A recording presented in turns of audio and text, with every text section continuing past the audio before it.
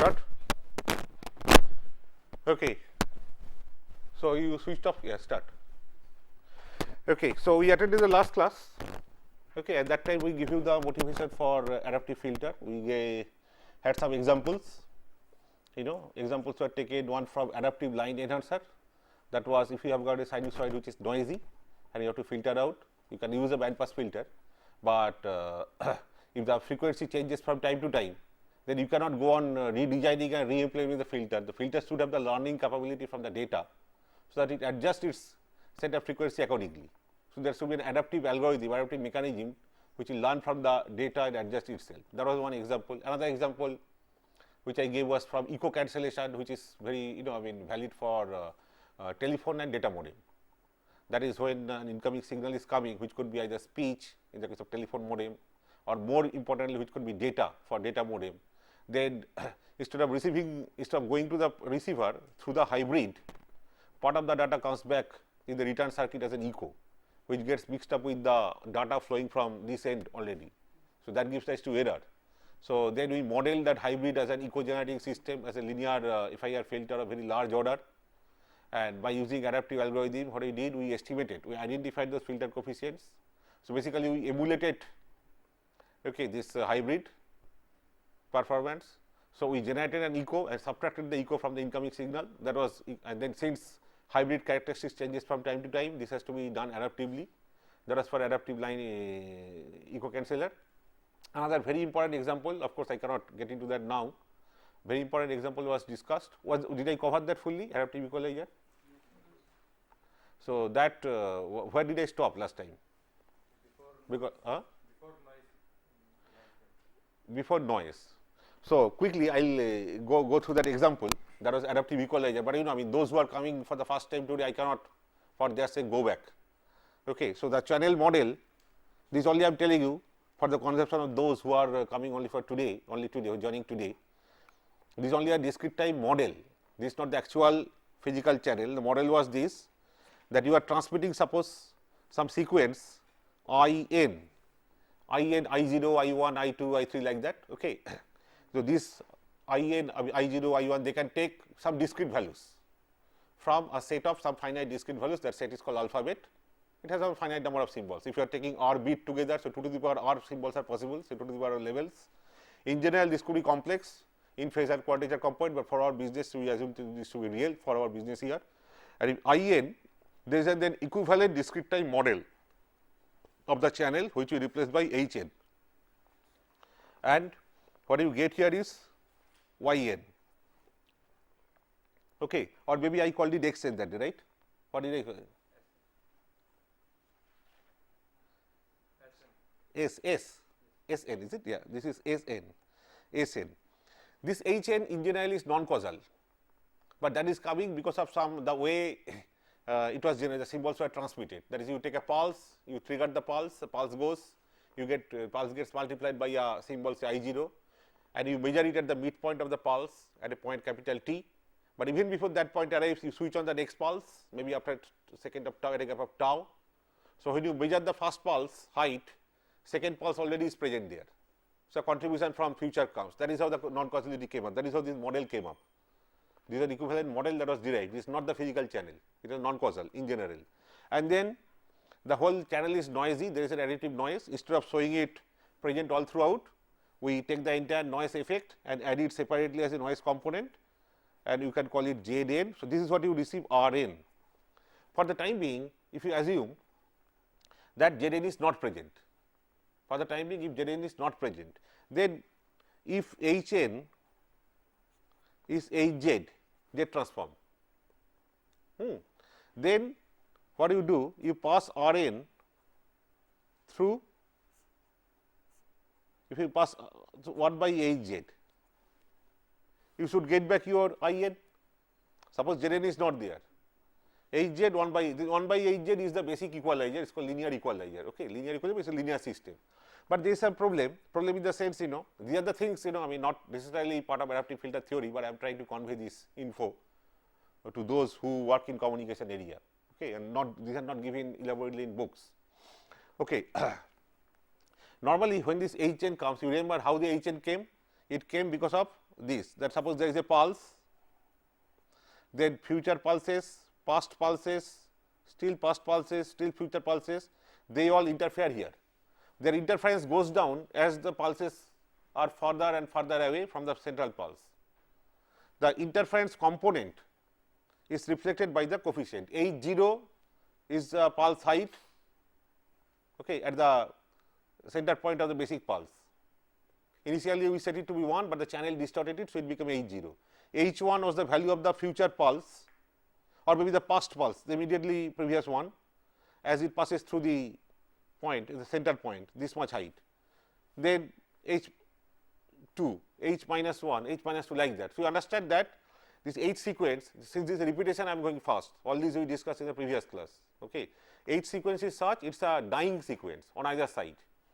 That is, Hn could be like this.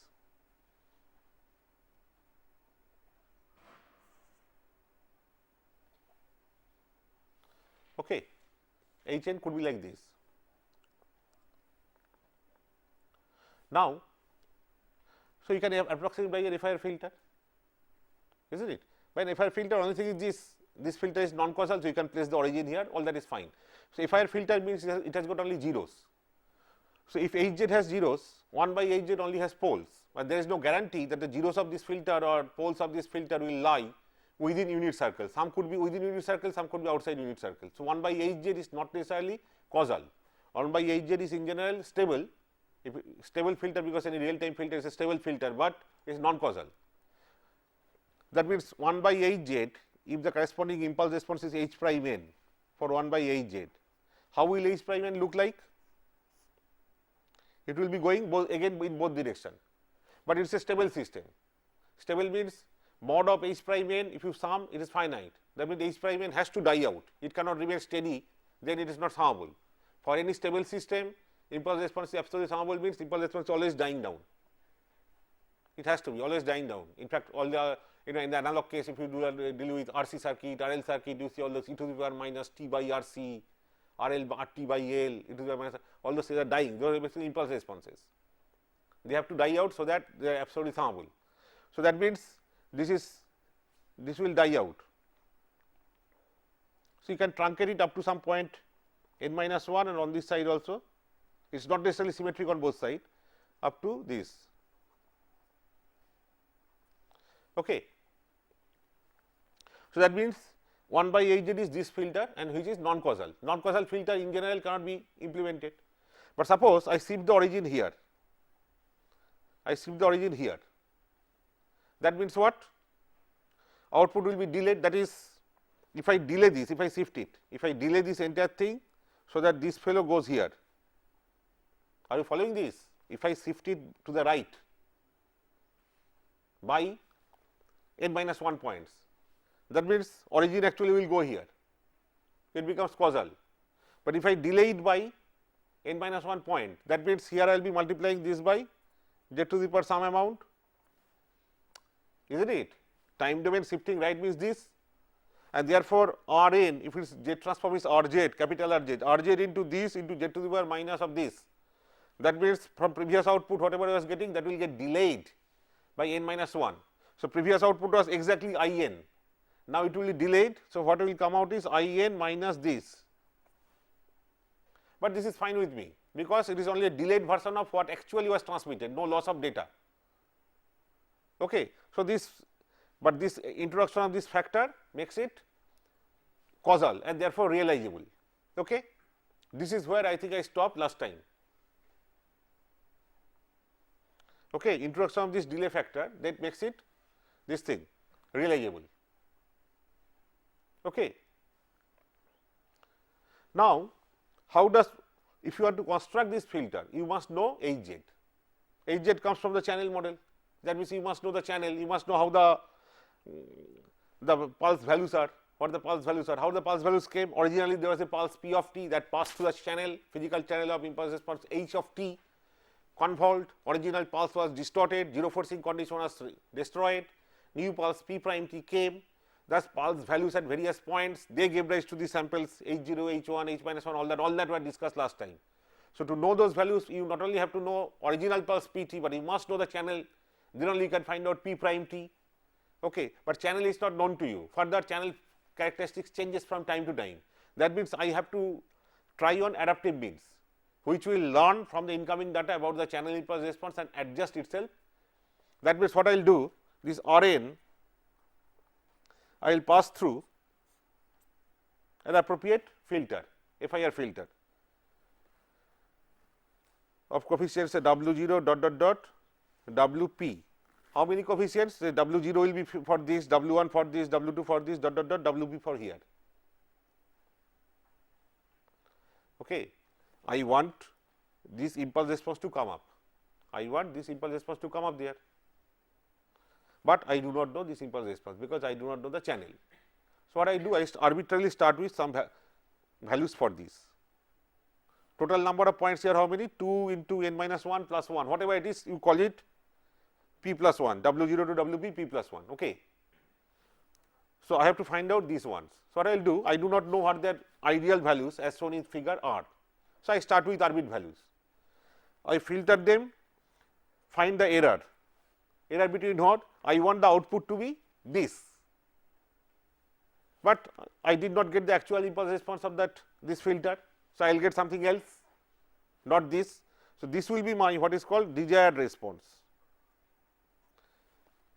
That is during the training phase, when the transmitter transmit universally known sequence, pilot sequence, training phase, receiver also knows. So, receiver knows what is transmitted. So, it is recorded with itself, it just delays it by this amount, gives it as a desired response, measures the error between the actual filter output plus and by this error, and this error is actually used in an adaptive algorithm. That is the topic of that is the subject to be studied here, adaptive algo.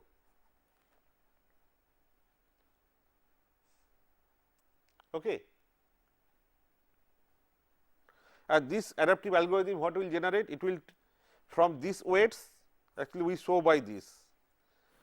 What it does, suppose at a particular time index, say nth point of time, you have some weights W0 to Wp some value, you use them to filter, get the output, measure the error, take the error in the algorithm, this algorithm uses the error, and from the current value of the filter weights, it generates a new set of filter weights. There is a weight updation or weight adjustment, hopefully better choice of filter weights.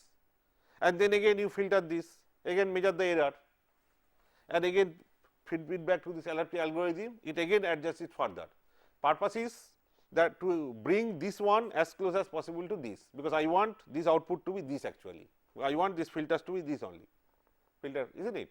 So, the error will be minimized, in that direction we will move, but in an iterative manner with time. At one point of time you have got one set of weights, filtered using the input data using that, find out the output, take the error, use the error in the adaptive algorithm, then adjust the weights to get another set of weights, hopefully better set of weights, again filter, again measure the error, again pass it the feed it back to the adaptive algorithm, further adjust the weights, so on and so forth. It goes on in an iterative loop for several rounds of iteration, and hopefully it converges, that is after some time you really get these weights very close to this, and we say it is converged. Once it is converged, okay, and sufficient training time for this training is given, so it is already converged, then again normal business starts. You no longer, transmitter no longer transmits the pre-designed training sequence, it transmits normal sequences. But now I can assume that channel, that I can trust the channel will start fluctuating now at least for some time. So, this will be the filter weights that are converged, they will indeed replace, indeed represent that ideal equalizer, and I will whatever I will get, that is indeed the one that is transmitted. Okay. Problem comes when you have the noise, because so long I took it only R n, but R n plus Z n, that actually goes to this equalizer, isn't it? This after convergence you get this equalizer, but R n plus Z n after during training, okay, you are training, but after training you are happy that okay, I have got a filter weights, a set of weights, and they got converged and all those things fine. I want to trust it, I want to use it, but now not only R n plus Z n are passing through it. That means there is a component from Z n also at the output. So far, I mean, often or many times this is not a problem, because there is a noise at the input, then noise will be passing through this filter, and there will be some noise at the output. I cannot, you see, I have to live with it. What I do, this will be then passed through a quantizer, because after all input levels here I n, they are not any continuous valued variable, either this symbol or that symbol or this symbol, like that, isn't it? Discrete values like some various levels, 1 volt or 2 volt or 3 volt or 4 volt, like that. So, if you have a quantizer like that, and suppose indeed it is 1 volt, but because of noise it has become 1.1, still between 1 volt and 2 volt there is a huge gap. So, you can still make a correct decision. In the decision process itself, some effect of noise can go, because say around 1 volt you have got a slot, you have got a band 1.5 on the top and 0.5 on the bottom. So, within that band anything falling will be equated to 1. So, originally that I mean receive sequence would have been 1, receive value would have been 1, but because of noise it is a 1 point something, 1.15, 1.3, 1 point or 0.8, 0.9, all will be quantized to the correct value only, isn't it? So, by the quantization process itself much of the noise will go, that is what we hope we could have been living happily with it. Sometimes there is a problem, that sometimes what happens, you know, this equalizer they show, especially the HZ channel model, HZ shows that it has got something called spectral null. Spectral null means, you know, something like this. If you take h to the power j omega, it dips, it almost touches 0. If you take the mod of it, touches 0, like that, dot dot dot at pi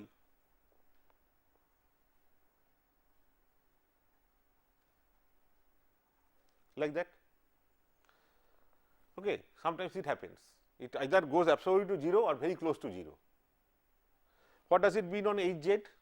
HZ is FIR, and the FIR filter, suppose it has got a 0 like this, 1 minus say A Z inverse into the remaining part, say H prime Z, concentrate on this. Suppose A is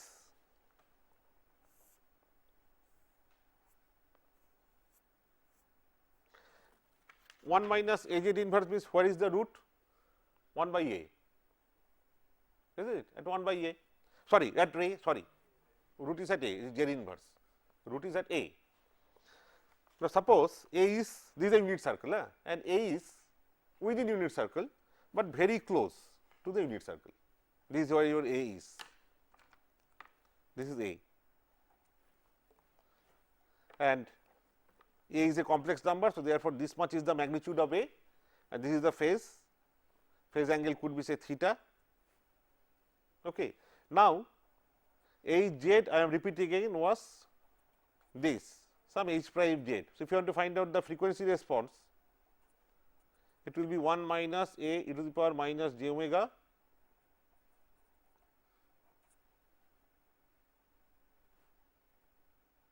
okay.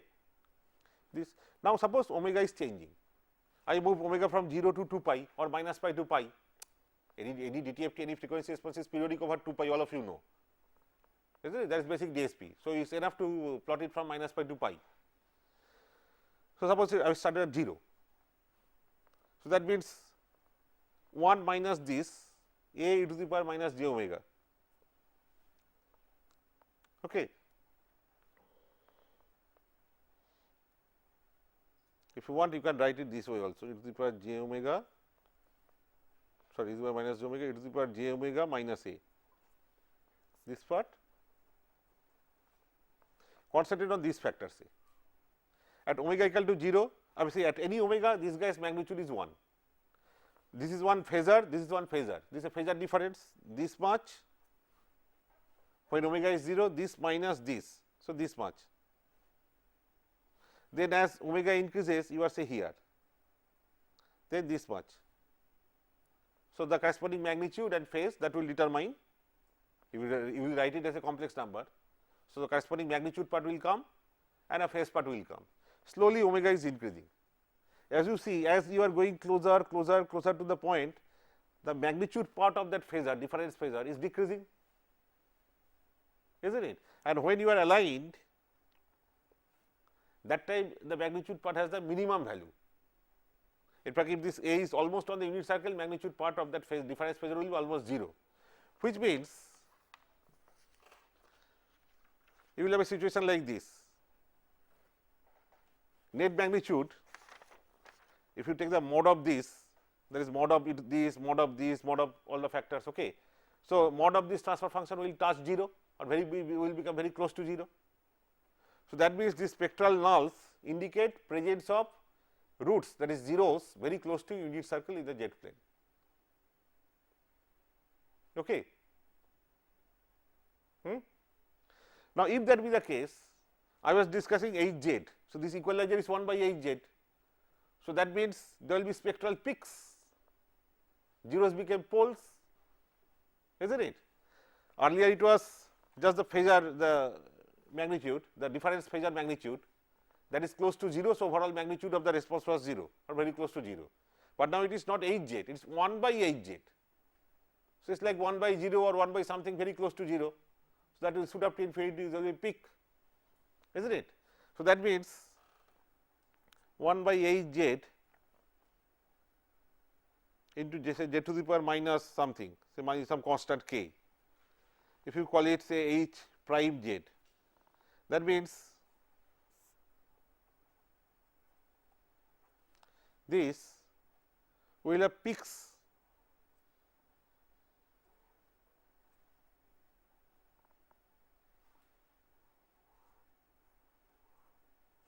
like this. So, which means noise will be enhanced. You see here, if it has peak, it has nulls, Hz has nulls, this has peaks, they will cancel each other. Okay. So, signal In was passed through first Hz, then 1 by Hz, Hz and 1 by Z cancel, In should come out as it is. But look at Zn, Zn does not pass through Hn, Zn passes only through this filter. So, Zn finds that okay, it is suddenly enhanced, because it passes through a filter which has only peaks. Are you following me? This is called noise enhancement effect in equalizers, noise enhancement effect.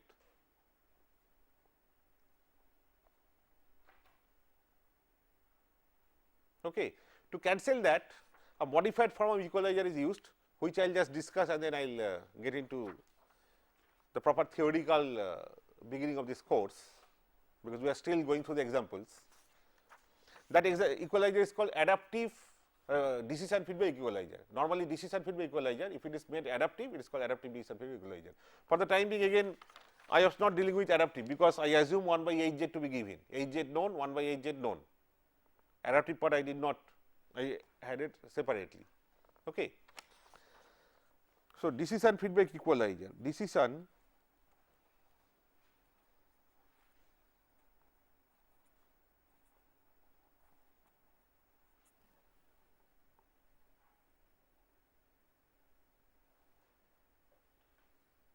okay, decision feedback equalizer. Here what we do, this suppose this is the channel Hz, which is equivalent to Hn.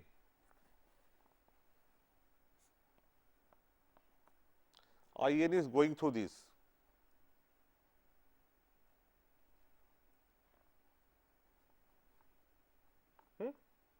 What they do, and here this is your SN.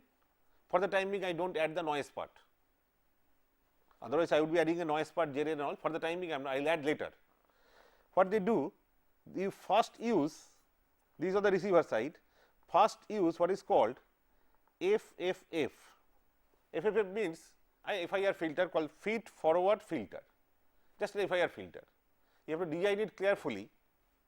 This FFF, maybe you can call it its impulse response, you can call it, this is HN, you give it name here, GN. You design it such that what happens, this HN and GN, they come in cascade, isn't it? Channel HN followed by GN, GN is your construction, but that is at the front end of the equalizer. So, channel immediately after that GN.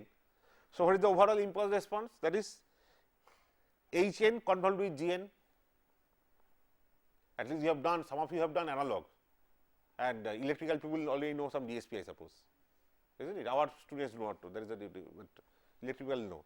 So, there will be this discrete convolution between HN and GN. You design the GN so that after, see, HN has non causality, this is HN, this is your HN,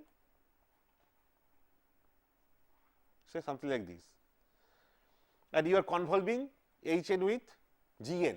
What do you do? GN is a FIR filter. How do you do convolution? Suppose the FIR filter was like this, something like this. You reverse it and then go on shifting this way or that way and find out overlap from top and sample wise multiply and add. That is the way to convolve. You design it such that on this side, this is our result, on this side you have got very low value, almost 0, and at this point, from this point onwards you get something, some values up to some point. After all, 2 FIR convolved will give rise to an FIR only. So, it will go only up to some point. Okay. Suppose instead of so big, I draw it like this, say only 3 point, and on this side zeros. That is how you design. There are design equations and all. Okay, we design so that means together it is a causal system of this much impulse response. This is the sample of the equivalent impulse response at 0th point. It can have any height, but I can normalize to 1. That is, if it is say 10, I will have just a 1 by 10 factors. So, it becomes 1, that is important. So, I will constrain this to be 1 and then suppose these values are A, B, C. Then what I will do? This is my that quantizer, here only output decisions will come up. After all, it is an equalizer. So, finally, your processed sample has to be fed to the quantizer that will say, okay, this is closest to that symbol or this symbol or that symbol, a decision will be made. This decision I will pass it through first a delay. So, past decisions will come up, and suppose I have a thing like this.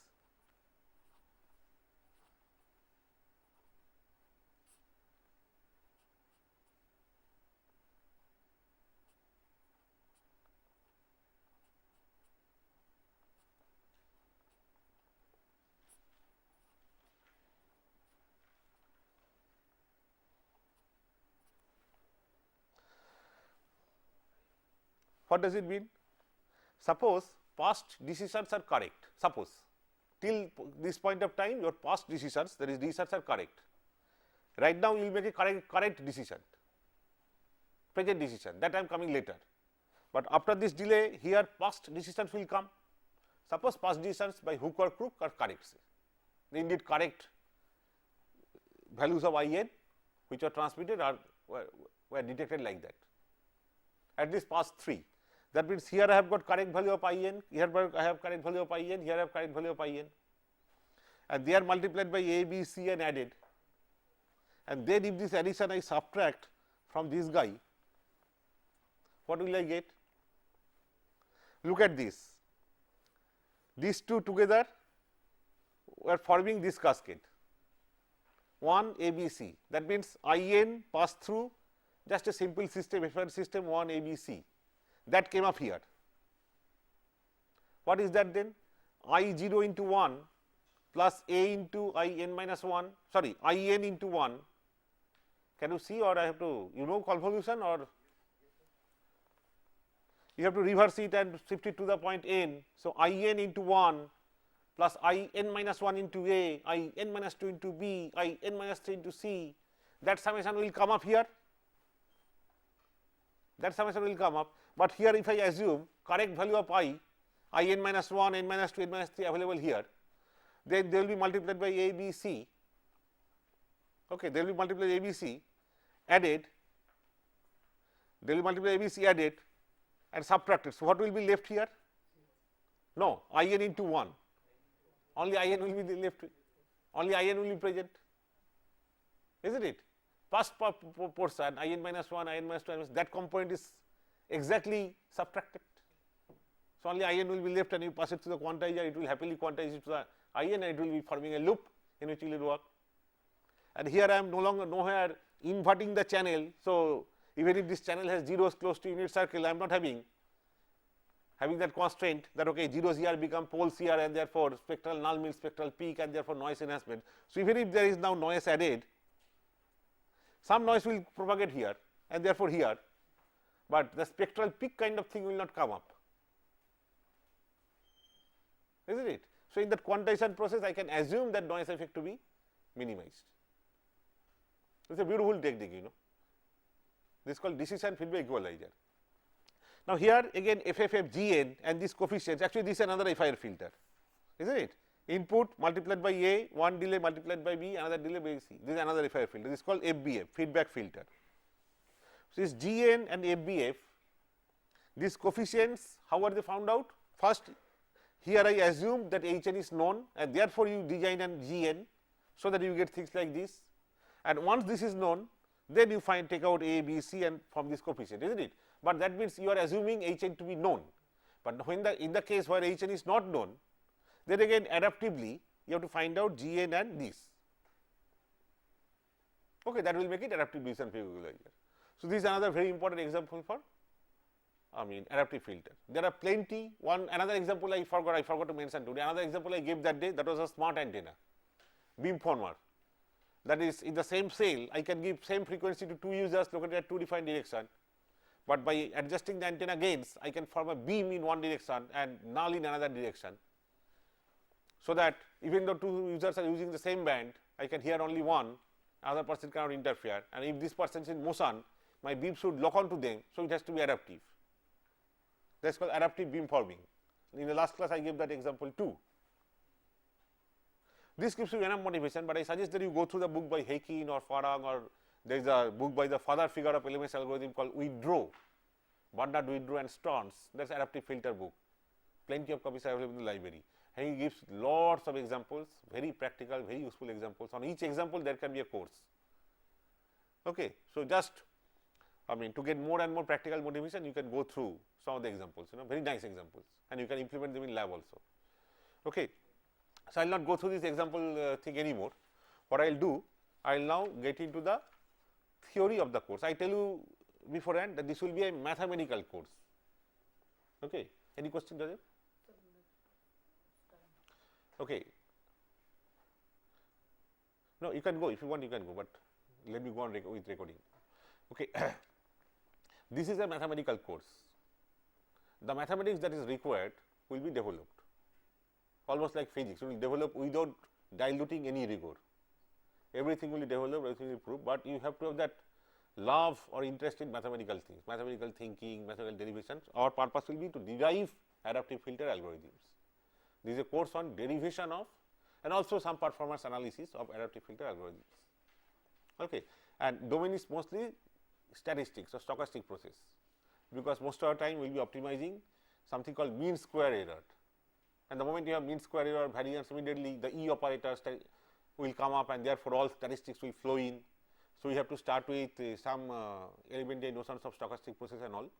And another thing which I will need to make this course very neat and very nice is linear algebra, which all electrical and electronics engineers must know, but unfortunately here I do not know about other department. In our department we don't have this course. Linear algebra is a key to signal processing, communication, control today. Okay, so that also whatever linear algebra I need, I will develop in this course.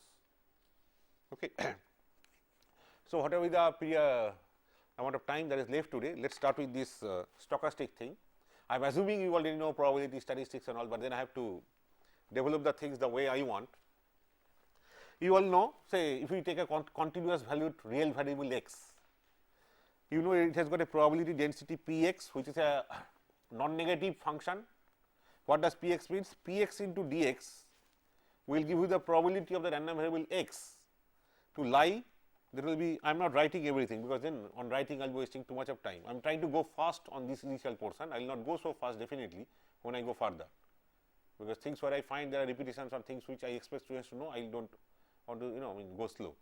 Anyway, this will be probability of x lying in x and x plus dx, that is p x dx, and it is such that p x dx integral is the total probability of x lying within the range.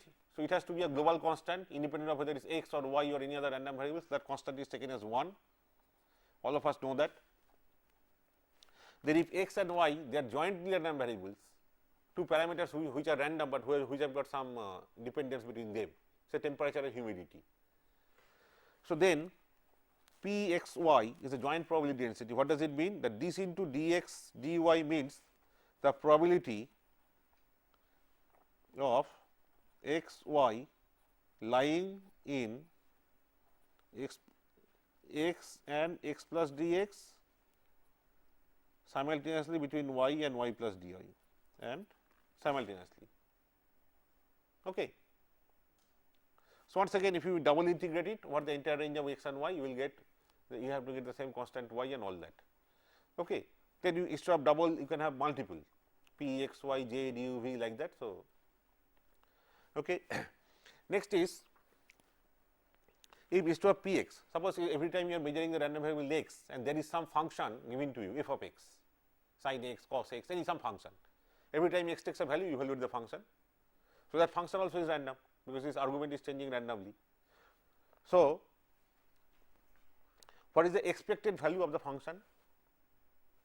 When x is lying between x and dx, you can approximate the function piecewise, constant function, it will take the value f x.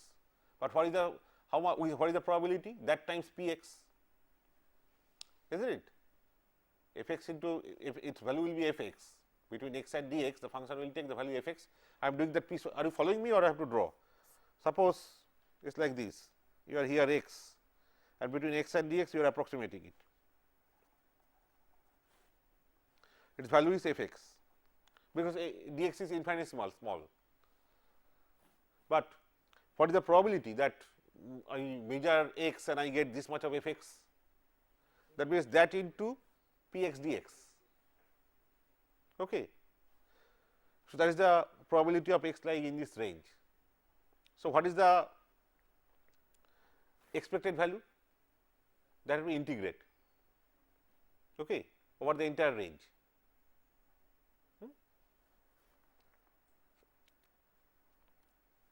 That is, within this range, expected value of f x is not just f x. F x I have to multiply f x by p x dx. That is the expected value, because it is not that every time I measure, I will get the function value equal to this much f x. Sometimes it is this much, sometimes not this.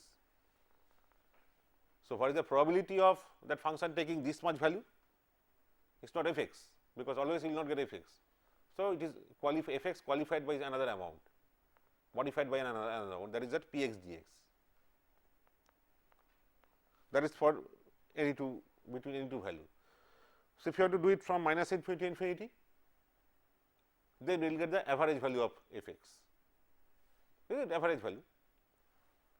So, E, and then this is called E f x. E f x is f of x p x dx over the entire range. That will give the average value over the entire range. Earlier it was giving the expected value only in the small range. If you integrate over a finite region, it will give you the expected value within that region. Okay. That is, if you integrate it between one range and f x goes from one range to another range, what is the expected value of f x? You will get that is okay. Now integrate it. This all of you know. In general, instead of f x, if it is f x comma y, then E of x comma y will be f x comma y into p x y dx dy double integral, and you can extend it to any dimension. As an example, if z is complex, if there is a random variable z which is complex and both x and y are random, then E of z, again this z you can call as a function of x y after all, then E of z which is will be nothing but z or x plus j y times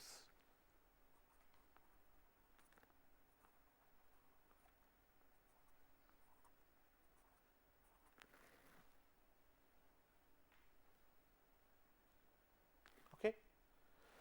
So, this z will be called E of z will be called the mean or expected value or mean of the random variable z. So, instead of z you can just come to the original value x. What is E of x? X into p x dx. That is when the function is the value itself, f of x is x. When f of x is x itself, then E of f x means E of x. That is x into p x dx integral, that is called the mean of x, average of x. You all know that is just brushing up. Okay. Then, so you all also know what is meant by E of z if z is complex, because soon I will be dealing with complex valued random variables. So, now suppose you have got a random variable x which could be now real or complex, I do not care. E of x, we all know what is E of x. So, you cannot ask me what is the meaning of E of x, I have given the definition, you knew already, but I am doing in a systematic way. You call it the mean or expected value of the random variable x, and you call it mu x. Then around the mean, if you take this difference in general is complex. So, if you take the mod square of that, you will get a real quantity which is random, because even though mu x is constant, this is, so this differential, it is a difference like AC, mu x is DC, this is AC. You take the square of that, every time that fluctuates because x value changes, and you take expected value of that, that will be a measure of the power, AC power, which is called variance. Variance is denoted like this.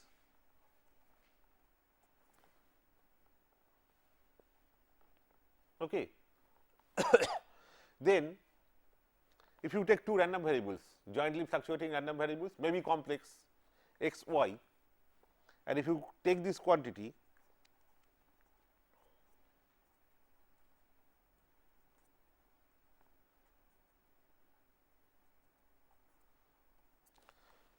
this is called covariance, C x y, covariance between x and y. What is the meaning of this? If this quantity is high, suppose x and y are such, they are very much related to each other. When x is going above its mean, all that, y also going above. So, both the differences are positive, positive into positive, positive, or when x is falling below the mean, y also they are hand in hand, so falls below the mean. So, both negative differences, again product is positive. So, either case if they are related to each other, you get a high value, but if they are very much uncorrelated, then this difference can sometimes be positive, this can be negative or positive, vice versa. So, if you take a huge number of cases and average out, you will get less value. That means, this will be a measure of the degree of correlation between the two random variables x and y. Okay. If two random variables x and y will be called uncorrelated if this quantity is 0. 0 implies x, y uncorrelated. What does it mean? If this is, you can expand this x into y star, mu x into y star, like that, 4 terms. You can take this product, there will be 4 terms. So, you have got one term like E x y star minus mu x y star E of that, mu x y star E of that. E you can take inside, mu x constant goes out. So, E of y star, E of y star is mu y star. What is E of y star? E of y star is same as E of y then star, because E of y star also means y star into P y dy. P y is real, integral P y is real, so you can put the star outside that way. Yeah? These things I do not think I have to tell you people, it is very simple. So, mu x mu y star and then E of x into mu y star, that is E of x mu x again mu y star and mu x mu y star, both are random constant. So, no E on that. So, these two cancels, you are left with only this. So, if this is 0, that is if x and y are uncorrelated, this C x y 0 implies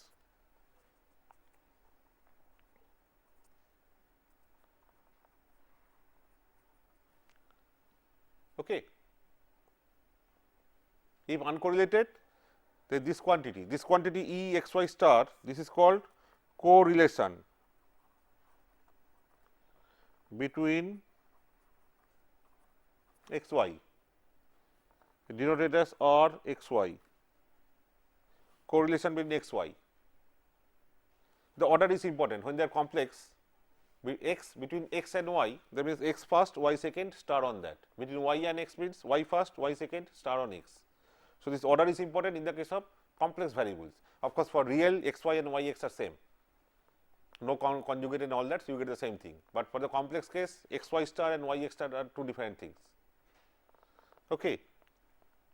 So, if two random variables are uncorrelated, then their correlation is product of their mean, first one as it is, second one conjugated. Often we deal with 0 mean random variables.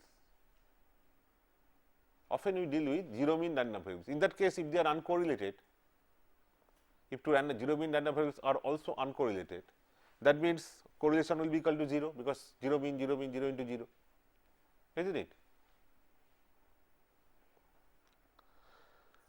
So, you can say that two 0 mean random variables are given and their correlation is 0, then I can say they are uncorrelated, because this 0 can be written as 0 into 0 and 0 is, you can write it as mu x, you can write it as mu y star.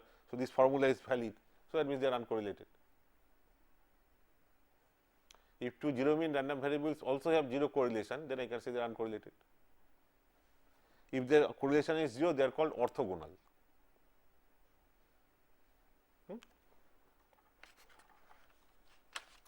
Now, consider a discrete sequence which is random, that is you are measuring some waveform means sequence, you get a pattern, next time you measure you get another pattern, next time you measure another pattern.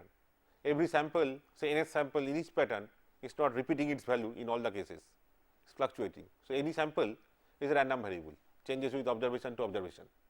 So, every sample is a random variable, that is a discrete random process. In that case,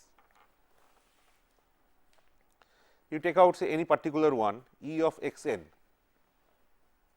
you will understand the meaning of E now.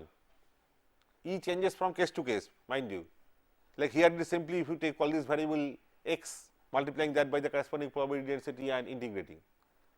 If I bring in many, then join density, all those can be avoided cleverly by using E, because before that is why I explained the meaning of E beforehand. E of x n, what is x n? You have got a sequence nth sample which is a random variable, because next time you measure the sequence it changes its value, next time it changes its value, so on and so forth. Okay. So, E of x n will be the mean of the nth sample. You can in general call it mu n, because that should depend on the point of measurement, time index.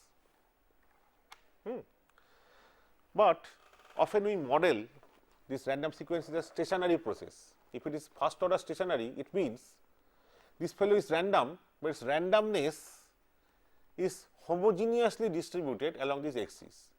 That is, there is no bias, in the sense that maybe sometime in one experiment I get 0th sample to take very high value, next time or in next all occasions it does not mean 0th sample will still have very high value. Often it may have very low value, somebody else may have very high value, that could be at 100 location or 200 location or any location. Okay. So, the fluctuating property It's not localized that okay, around this zone of the time axis the random variable will take very large values. So, mean is high, around this zone it will take very small values. So, around this zone this has a defined mean, very low mean, like that. If it is purely random, it does not know where its origin, does not care for this time axis. This randomness is going on as though from minus infinity to random homogeneously. Then the mean thing, whether you measure at nth point or mth point or kth point, you should ultimately get the same thing. You can model that way, and this model is not, it is only an ideal model by the way. So, then it is called first order stationary process. First order because only x n, first order, no product, no square term or no product term. So, first order stationary. So, this becomes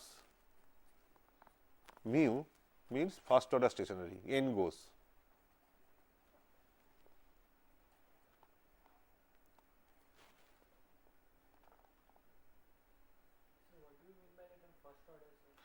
Because the x n, I am not saying x square n, x cube n or x n into another value of x, degree of x is only 1. So, first order, mean is first order thing, stationary in the first order quantity. Actually, this is called first order moment. This E of x n is called first order moment, E of x square n is called second order moment, so on and so forth. So, if first order moment is stationary independent of n, then it is first order stationary. That is the language of pure statistics. Okay. Now, mean gone, fine. Another thing I discussed, the correlation, covariance and all that. Okay. Here, if you take two samples, one is at nth point, another at a gap of k, and they are in general complex, and you have to find out the correlation between them. One is the nth sample, another is the n minus kth sample.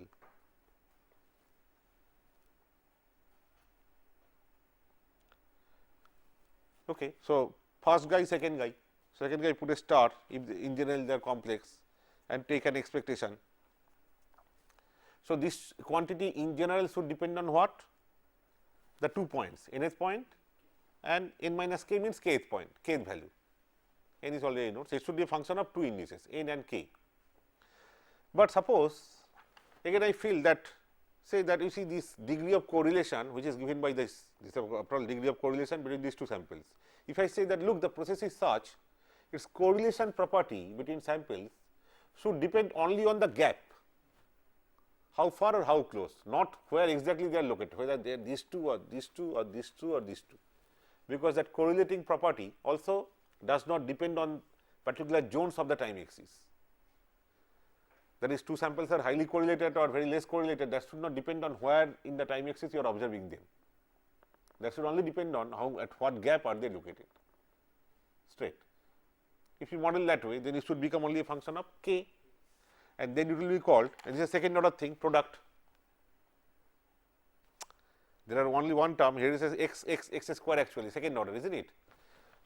So, if it is becomes a function of k, and you can call it r k,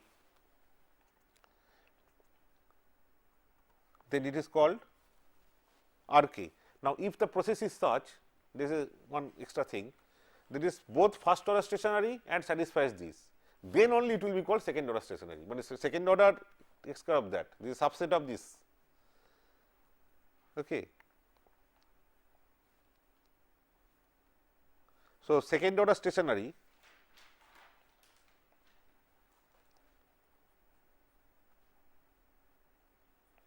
or we call it wide sense stationary, wide sense stationary, WSS, wide sense stationary, if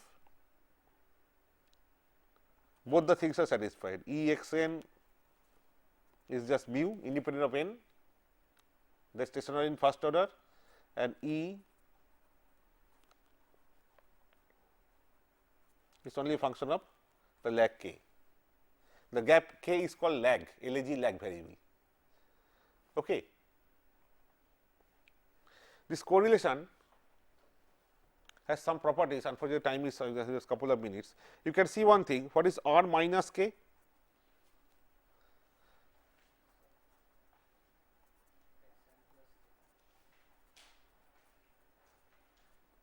And if I put a star here, the star here, star can go inside, After all, E means an integral with probability. So, I can put the star inside because probability is real function. The star goes means from here star goes, star comes here, n plus k if you call m, this becomes m minus k. So, x m into x star m minus k, again it is a function of k only. So, r k. So, that means for WSS processes r k and r minus k, they are conjugate symmetric. This is called Hermitian property, Hermition, Hermitian. R of k is same as R of minus k star. So, if it is real valued, no star business, R of k and R minus k are the same. So, it is an what do you call even function, isn't it, or symmetric function? R of k and R of minus k if they are same, it is symmetric, even function, okay. And otherwise it is conjugate symmetric. In any case, this is called Hermitian property, okay. That is one thing. Another thing, what is R of 0? R of 0 is which is the average power, both DC AC put together, no subtraction of mu. But if it so happens that we are dealing with zero mean processes, that is all the samples have zero mean and therefore mean stationary in mean, and then this is satisfied as a function of k only. If you consider this kind of processes, then E of mod x n square is same as AC power only, okay. And then we will call it variance. For zero mean processes, this will be same as variance, well, no need to subtract the mean, and this is always greater than equal to 0 real. Correlation in general is complex. Please note this properties, I will make use of this in my derivations in future. Correlation could be complex, but R of 0 is non-negative real, it cannot be negative square. If it is equal to 0, that means at any n,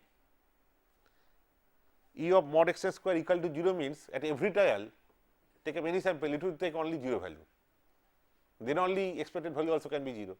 A random variable, say random variable x n mod of x n square or x mod of x square, I am saying average is 0. That means whenever you try x, its value should be 0 only, then only average will be 0. That means it is a random variable which always takes 0 values, and then you can ask me, if it always takes 0 value, what is random about it? Now, this is something which you have to accept as a random variable. So, what statistics people do, they apply a trick, they call it, look, actually it is a random variable which takes 0 value with probability 1. You know, this is just a trick. So, here I will stop. I will discuss some more properties of this correlation, including Cauchy-Schwarz inequality and all, and little bit of spectral analysis. Then I will directly move into what is called Wiener filter or optimal filter, okay. And from optimal filter to LMS algorithm for the real case and complex case. So, we will have a headlong, you know, entry into adaptive filter, okay. Yeah. So, why are you calling this as power arithmetically expectation of, because that is the ensemble average. Power is something related to time, right? No. Power actually for random thing I should only have this. The time thing is a follow up. Power means what? A random variable is given. I will treat at the look at the sample purely as a random variable located at nth point. Because of stationarity assumption, you get the same value whether it is n or m or l or k, but this value is changing from time to time. I mean, this observation, this much value, next observation, high value. So, it is changing. So, what is the average power of that particular sample? Okay. Then there is a concept called ergodicity. That, since you are asking the question, I will use the notion of ergodicity in the next class. They are under, I have to explain the physical meaning of ergodicity. There, this ensemble average can be obtained by time average, and then you use that, because in real life you cannot go on waiting for many experiments and then calculate the ensemble average and all, isn't it? So, in ergodicity using one sequence only, using temporal average, time average, you can find out this. But anyway, time is up and recording. So, either these questions, I repeat that when you cross the time, we cannot enter any question within the time frame, we can discuss outside, offline. Okay. So, that is all for today. Thank you.